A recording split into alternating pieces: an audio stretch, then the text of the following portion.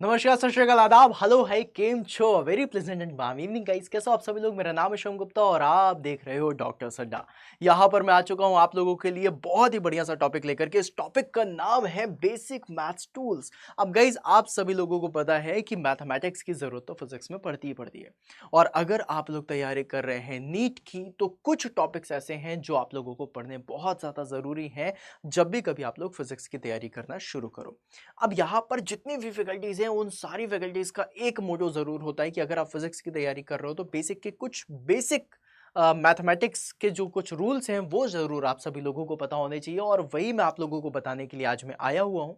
और कुछ specific chapters भी लेकर के आया हूँ जहां पर आप लोगों को मैथ्स की बहुत ज्यादा जरूरत पड़ती है और वो काफी ज्यादा इंपॉर्टेंट है। अगर गाइस मैं बात करूं यहां पर कुछ टॉपिक्स की, तो फॉर एग्जांपल मैकेनिक्स हो गया, जिससे आपका पूरा का पूरा 11th भरा हुआ है।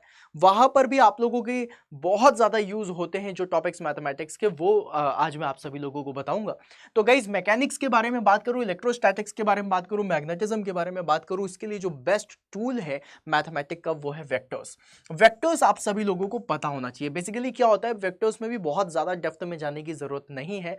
क्रॉस प्रोडक्ट, डॉट प्रोडक्ट, अगर ये भी आप लोगों को आता है, वेक्टर्स का रिजल्टेंट निकाल दे आता है, इतना भी अगर आप लोगों से बनता है तो भी बहुत ज़्यादा हेल्प आप लोगों को मिल जाती है।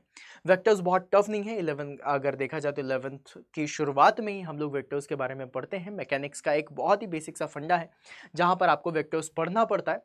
और ये चीज़ आप लोगों के लिए बहुत ज़्यादा इंपॉर्टेंट है कि अगर आप फिजिक्स की शुरुआत कर रहे हैं तो फिर आपका वेक्टर्स काफ़ी स्ट्रांग होना चाहिए। वेक्टर्स के साथ साथ अगर मैं आप लोगों से बेसिक मैथमेटिक टूल में और भी टूल्स के बारे में बात करूं, तो एक होता है ट्रिग्नोमेट्री, फिर उसके बाद होता है आप लोगों का कैलकुलस।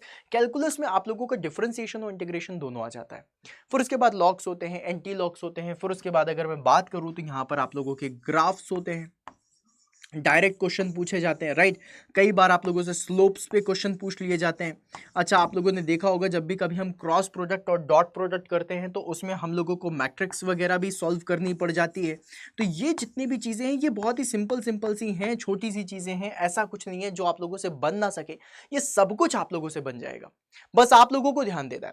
थर्मल फिजिक्स के बारे में बात करूं, मॉडर्न फिजिक्स में भी इसका काफ़ी ज़्यादा यूज़ होता है। ऑप्टिक्स में भी इसका काफ़ी ज़्यादा यूज़ होता है। जब हम ट्रिग्नोमेट्री के बारे में बात करते हैं, साइन कॉस टैन, इसकी जितनी भी वैल्यूज हैं 0 डिग्री से लेकर के 180 डिग्री तक सारी वैल्यूज पता होनी चाहिए।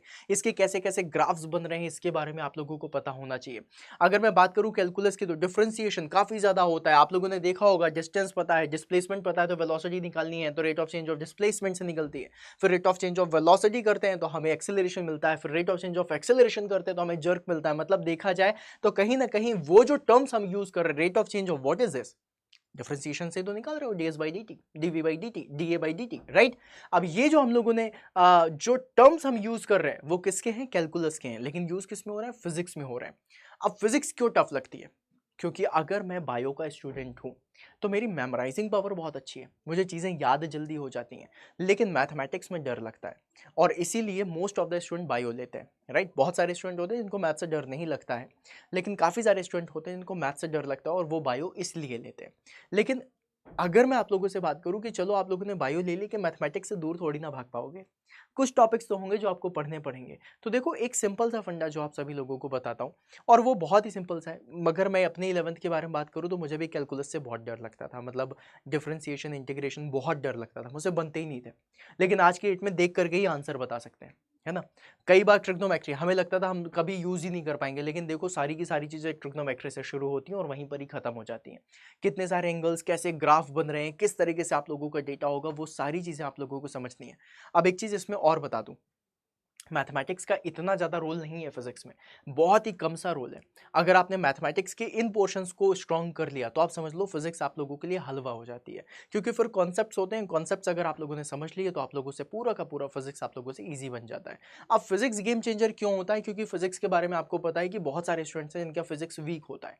अगर आपने फिजिक्स स्ट्रॉन्ग कर लिया तो फिर तो जो बहुत सारे स्टूडेंट्स हैं जिनका फिजिक्स वीक है उनसे तो आप ऊपर ही हैं, क्योंकि बायो और केमिस्ट्री में तो वो भी अच्छे हैं, आप भी अच्छे हो। लेकिन फिजिक्स में वो अच्छे नहीं और आप अच्छे हो गए हो। तो जब इस तरीके का कॉन्सेप्ट आता है तो यहाँ पर तो फिर सिलेक्शन पक्का हो ही जाता है, राइट। अब इसी तरीके की चीज़ों के लिए आप लोगों को क्वेश्चन की प्रैक्टिस करनी पड़ेगी। देखो, जो टॉपिक्स हैं वो सबसे बन जाते हैं, जो थ्योरी है वो सबसे बन जाती है, लेकिन हम लोगों को कॉन्फिडेंस क्यों नहीं आता? क्योंकि हम क्वेश्चन प्रैक्टिस नहीं करते। तो बेसिकली जब भी कभी मैथ टूल्स के बारे में मैं बात करूंगा तो आप लोगों को सबसे ज्यादा इंपॉर्टेंट जो चीज है वो है आपकी क्वेश्चंस की प्रैक्टिस। आप लोगों को क्वेश्चंस की प्रैक्टिस भर भर के करनी है। जितनी ज्यादा से ज्यादा आप लोग क्वेश्चंस की प्रैक्टिस करोगे उतना ज्यादा से ज्यादा आप लोगों के लिए ये टॉपिक आप लोगों के क्लियर होते हुए चले जाएंगे। और गाइस यही तो हमें क्लियर करना है। क्वेश्चंस की प्रैक्टिस करिए। अब जितने भी क्वेश्चंस है, फॉर एग्जांपल मान लो अगर मुझे एक ट्रिग्नो नहीं समझ आ रही है, मैंने एक ट्रिग्नो के उठाए और 100 क्वेश्चंस लगा डाले, राइट? अब आप एक बात मुझे बताना, बिल्कुल दिल पर हाथ रख के बताना, 100 क्वेश्चन लगाने से पहले जो आपका ट्रिग्नो का डर रहा होगा और 100 क्वेश्चन लगाने के बाद जो ट्रिग्नो का डर रहा होगा उसमें कमी आई होगी ना। अब 100 क्वेश्चन लगाने के बाद कुछ तो थॉट प्रोसेस में चेंज हुआ होगा कि यार इतना टफ नहीं है, अच्छा चलो इस तरीके से करते हैं, ऐसे ही करते हैं तो ये बन जाएगा, है ना? कुछ तो एंगल्स याद हो गए होंगे, राइट? तो ये सारी चीजें जो होती है ना, जिनकी वैल्यूज हमें याद नहीं होती, हम सिर्फ क्वेश्चन प्रैक्टिस से कर सकते हैं। डिफरेंशिएशन, इंटीग्रेशन बहुत डर लगता है, लेकिन फॉर एग्जांपल मान लो मैंने यहां पर लिया और 100 क्वेश्चंस मैंने डिफरेंशिएशन के लगा डाले और 100 क्वेश्चंस मैंने लगा डाले इंटीग्रेशन के, राइट? मतलब टोटल मैंने 200 क्वेश्चंस लगा डाले। अब 200 क्वेश्चंस अगर मैंने कैलकुलस के लगा दिए हैं तो मेरे लाल फिर ये तो चीजें काफी ईजी हो गई। फिर तो आपको डरने की जरूरत ही नहीं है, क्योंकि आप इसमें बहुत ईजी तरीके से चल सकते हैं, बहुत ईजी तरीके से समझ सकते हैं और काफी बढ़िया तरीके से आप इसमें परफॉर्म कर सकते हैं। तो गाइस सबसे इंपॉर्टेंट चीज जो है वो है आप लोगों की क्वेश्चन की प्रैक्टिस। क्वेश्चन की प्रैक्टिस कर लो। मैथ्स के टूल्स के जितने भी क्वेश्चंस हो सकते हैं लगा डालो। मैं आप लोगों को गारंटी देता हूं, अगर आप लोगों ने जितने भी मैंने टॉपिक्स बताए, अगर आप लोगों ने 1000 क्वेश्चंस ओवरऑल टोटल 1000 क्वेश्चंस लगा लिए ना, ये मैथ टूल्स आप लोगों के लिए बहुत अच्छे वेपन की तरीके से काम करेंगे और आप इन 1000 क्वेश्चन से इतना तगड़ा कॉन्सेप्ट लेकर के जाएंगे कि जब आप फिजिक्स में अंदर घुसेंगे ना तो फिजिक्स आप लोगों को इजी लगने लग जाएगी। फिजिक्स में कुछ है ही नहीं। इवन अगर देखा जाए केमिस्ट्री के बारे में बात करूं या फिर बायो के बारे में बात करूं तो आप बॉडी के अंदर तो नहीं जा रहे ना, आप तो पढ़ ही रहे हो उसके बारे में, इंफॉर्मेशन ले रहे हो आप यहाँ पर इंफॉर्मेशन निकालते हो। फिजिक्स की ये खास बात है। फिजिक्स में आप इंफॉर्मेशन लेते नहीं हो, आप इंफॉर्मेशन निकालते हो। मैंने आपको बताया कि कोई भी बॉडी है, वो बॉडी यहां से ऊपर गई और नीचे आई, बताओ कितने समय में आई होगी?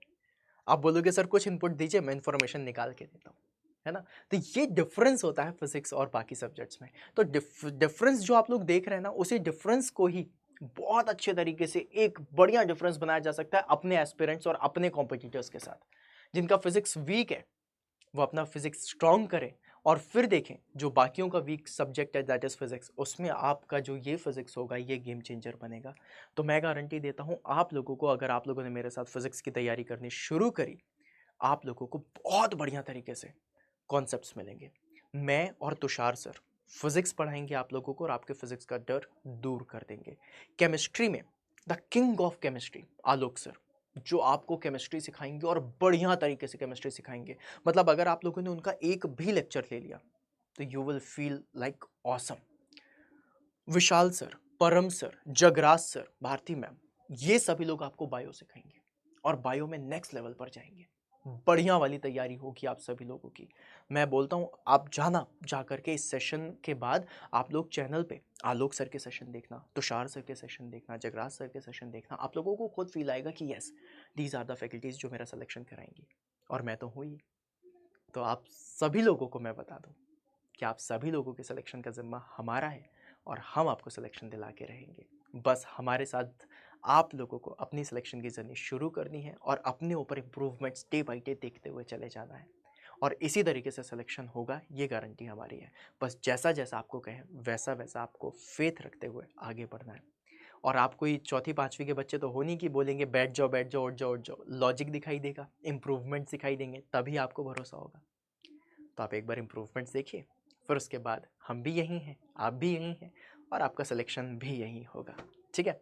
और सिलेक्शन के लिए अगर आप और भी बढ़िया तैयारी करना चाहते हैं तो तैयारी करने के लिए आप लोगों का स्टडी मटेरियल भी तैयार है, जहाँ पर आपको PYQs भी मिल जाएंगे, थ्योरी भी मिल जाएगी और आपको DPPs भी मिल जाएंगी।